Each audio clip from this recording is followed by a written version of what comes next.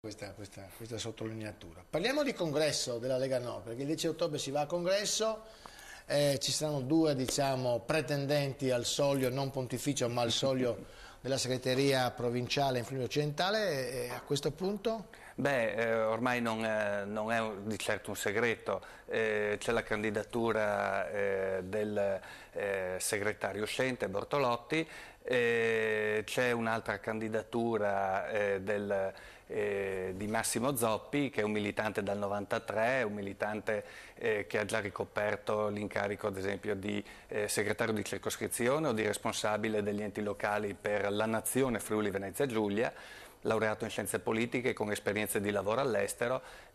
Io personalmente ritengo che oggi si possa andare verso un cambiamento. Poi si sa, è una battaglia un po' come Davide contro Golia, però sappiamo che delle volte, secondo le sacre scritture e secondo le buone tradizioni, talvolta è proprio la stella di Davide a trionfare, e di conseguenza, come il buon direttore mi dà atto, io sono a favore del più debole, come al solito, e ritengo che però sia una persona veramente a posto e che ha tutti i criteri per potersi candidare, per fare un'ottima figura. Spero che sia valutato per quello che è e per quello che può dare sicuramente. Bortolotti ha dato molto, in questo momento mi sembra che però non abbia più tutte le caratteristiche per far fare un buon lavoro, una buona rappresentanza alla Lega Nord.